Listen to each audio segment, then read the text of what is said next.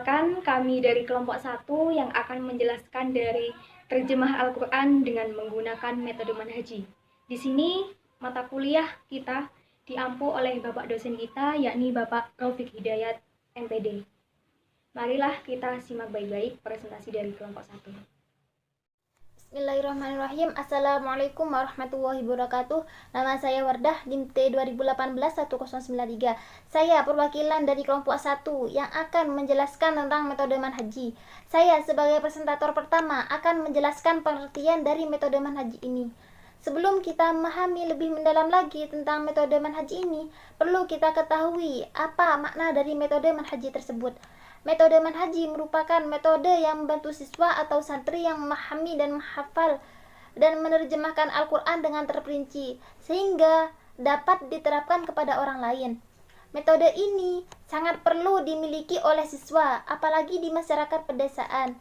Karena realitanya, kebanyakan masyarakat pedesaan banyak sekali yang tidak paham terhadap isi Al-Quran. Mereka hanya bisa membacanya saja, tidak bisa memahaminya. Oleh karena itu, siswa perlu belajar metode manhaji ini dengan harapan dapat mengajarkan terhadap orang lain, khususnya siswa yang ada di pedesaan. Metode manhaji di sini mengkhususkan kajiannya terhadap ilmu nahwu dan syaraf dalam rangka untuk memudahkan pembelajaran dalam memahami dan menafsirkan Al-Quran dengan baik dan benar, sehingga metode ini banyak diterapkan di pondok pesantren tradisional maupun modern.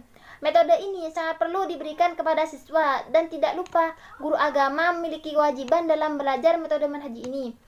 Karena dalam mata pelajaran agama pastinya ada ayat yang harus dipahami dan ditafsirkan. Sekian dari saya, selebihnya mohon maaf. Wassalamualaikum warahmatullahi wabarakatuh. Warahmatullahi wabarakatuh. Perkenalkan, nama saya Andri Saputra, NIM 2018-112. Saya akan menjelaskan tentang metode manhaji. Dari metode manhaji tersendiri memiliki 4 tingkatan. Yang pertama adalah tingkatan dasar.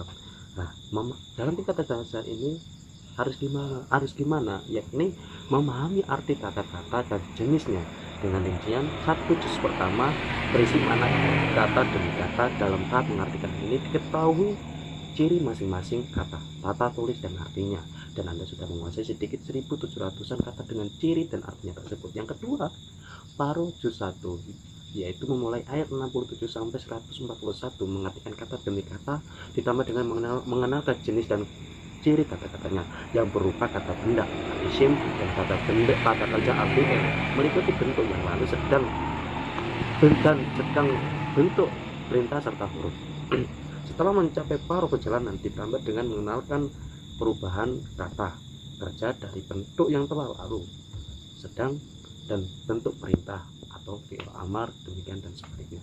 Yang tingkatan nomor kedua adalah tingkatan menengah. Tingkatan menengah ini adalah 1 paruh juz 2 yang pertama, memulai ayat 143 sampai 202, mengartikan dengan memilih dan memilah kata demi kata. Kata-kata juz 1 yang lalu sudah tidak perlu lagi, teks ayatnya masih tetap dipotong kata demi kata untuk menjelaskan eksistensi masing-masing kata.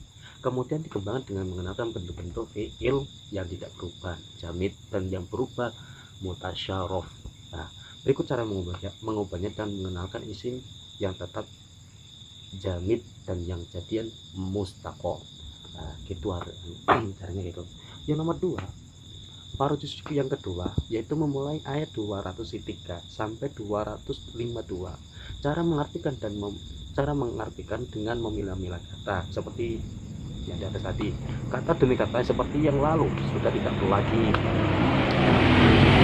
Kalau sudah tidak perlu lagi, dan sekarang ayat seperti itu sebagaimana mestinya, ditambah dengan mengenalkan mana yang kata jadian dan yang mana tidak, ditambah dengan fi'il-fi'il yang berubah.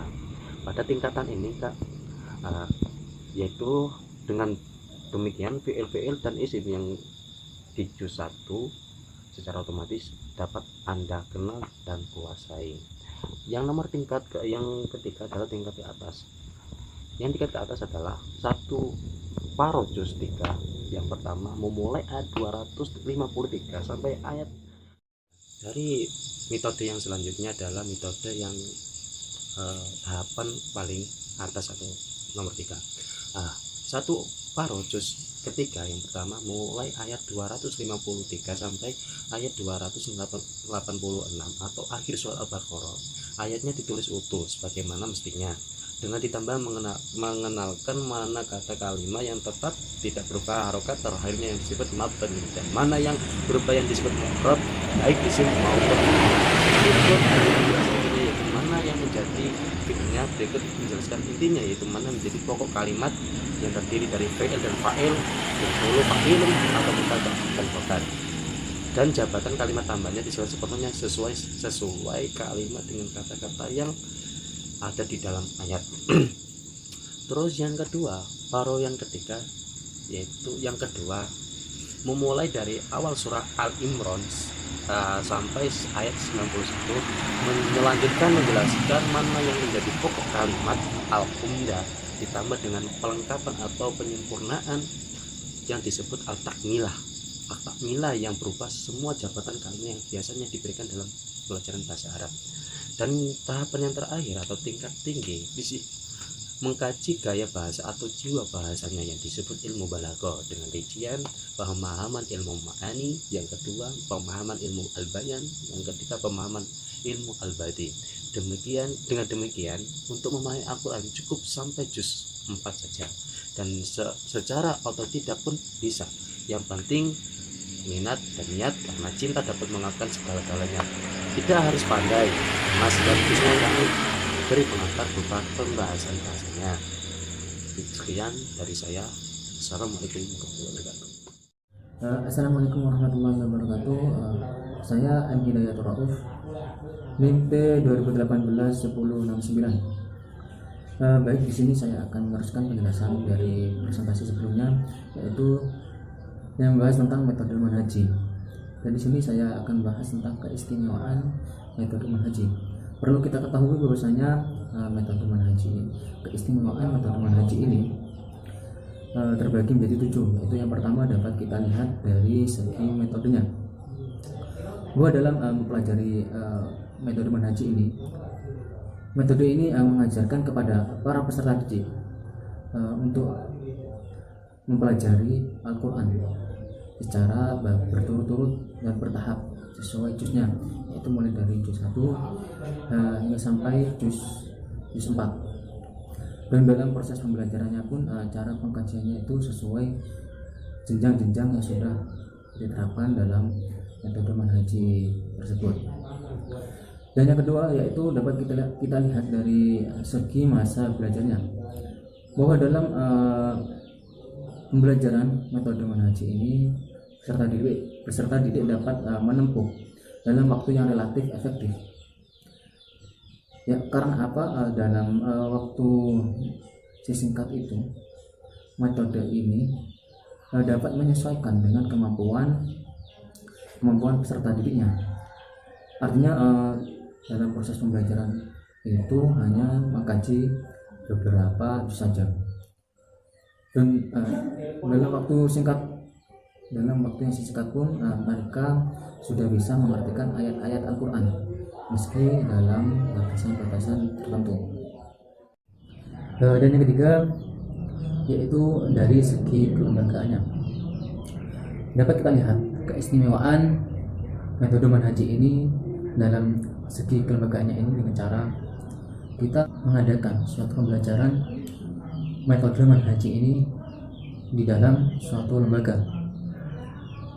yang mana dengan diadakannya metode manhaji ini dapat membantu peserta didik dalam mempelajari Al-Quran dan teori-teori bahasa Arabnya, yang mana notabene peserta tersebut masih belum pernah mengenyam pendidikan di suatu pondok pesantren. Juga belum tentu di suatu daerah tersebut ada pondok pesantren. Meskipun ada dalam daerah tersebut, belum tentu mereka atau peserta didik itu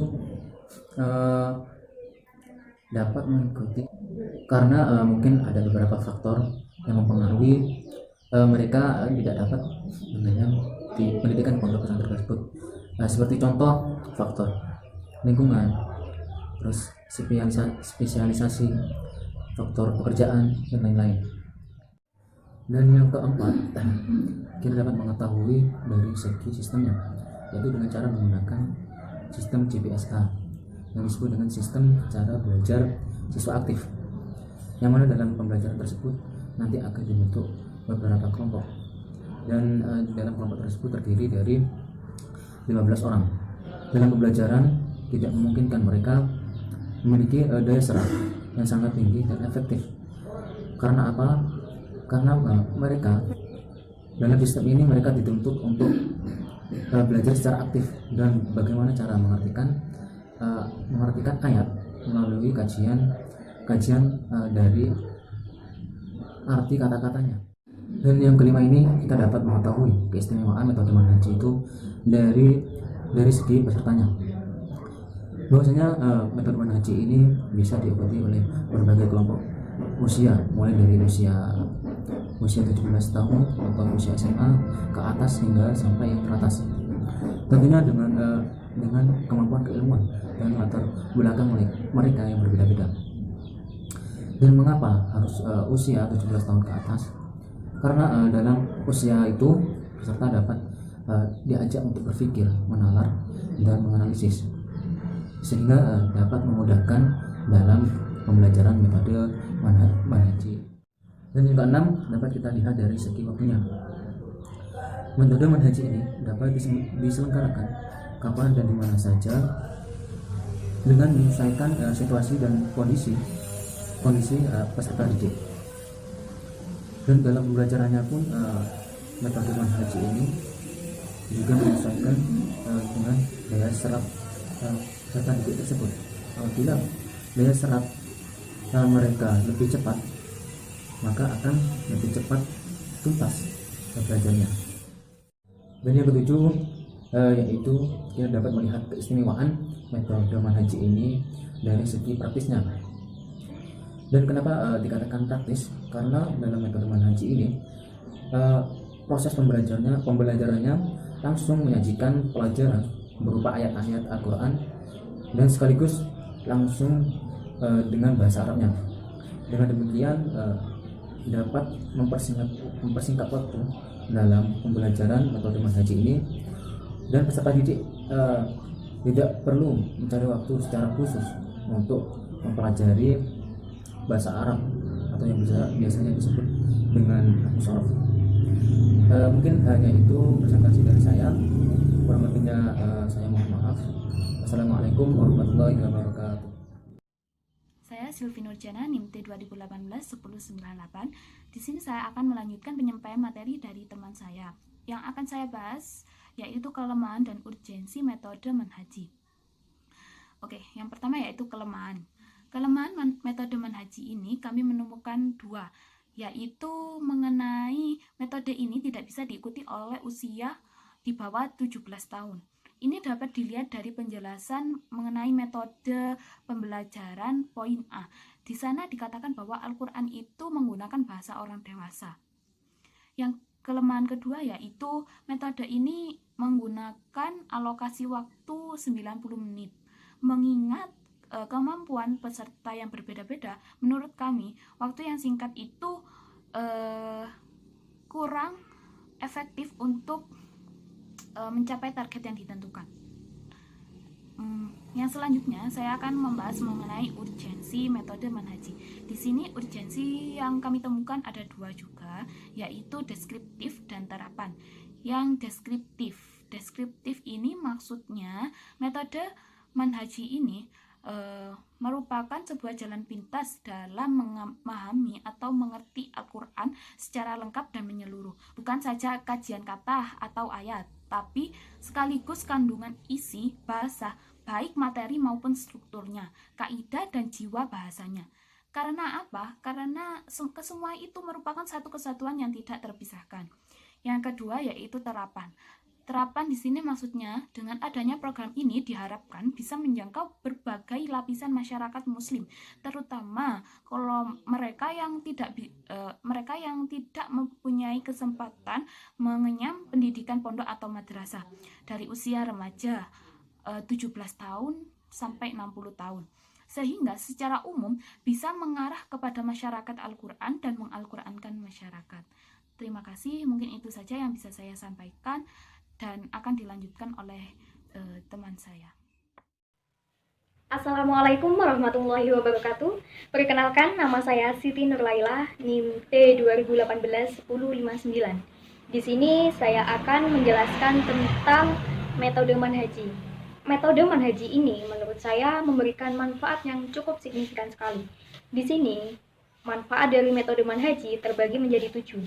Apa saja? Yang pertama adalah bagi umat. Dengan menggelar metode ini berarti menambah pesatnya syiar Islami yang secara kualitas maupun secara kuantitas. Yang secara kontinu memang harus dipertahankan dan ditingkatkan lagi kualitasnya menjadi lebih baik. Yang kedua adalah bagi suatu lembaga. Apabila lembaga tersebut mengadakan metode ini atau menyelenggarakan metode ini dapat meningkatkan kegiatan atau aktivitas bagi sekolah atau penyelenggara tersebut dalam rangka mensikapi dan menjawab tantangan zaman, di mana eksistensi dan perannya sangat dibutuhkan oleh seluruh umat. Yang kedua adalah bagi peserta didik, dapat meningkatkan kualitas pribadi yang secara psikologis maupun secara ilmiah, sehingga akan memperluas wawasan mereka. Selanjutnya akan berdaya guna untuk meningkatkan amalan yang islami sesuai dengan isi dan kandungan dalam ayat-ayat Al-Quran yang mereka pelajari.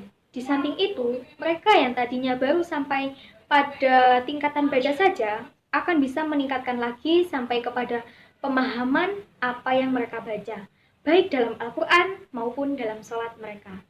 Yang selanjutnya adalah bagi pemerintah. Program ini ikut serta mewarnai dan membangun bidang mental spiritual untuk mewujudkan manusia Indonesia seutuhnya, minimal sebagai upaya bentuk peningkatan sumber daya manusia, sejalan dengan penghayatan dan pengamalan Undang-Undang Dasar 1945 yang secara murni dan konsekuen khususnya kepada sila yang pertama, yakni sila ketuhanan yang Maha Esa. Yang selanjutnya adalah bagi keluarga. Dengan mengikuti program ini akan mendapatkan apa yang terkandung di dalam kitab suci mereka, yakni kitab Al-Quran. Untuk selanjutnya akan membentuk keluarga yang sakinah, mawadah, dan warahmah. Tentunya akan menjadi dambaan setiap keluarga, ya atau bukan? Di samping itu, mereka akan menepis budaya yang tidak islami. Selanjutnya adalah bagi takmir masjid atau mushola. Dengan membuka program ini, akan memberikan nilai tambah dan menyemarakan dan meningkatkan aktivitas yang sudah ada.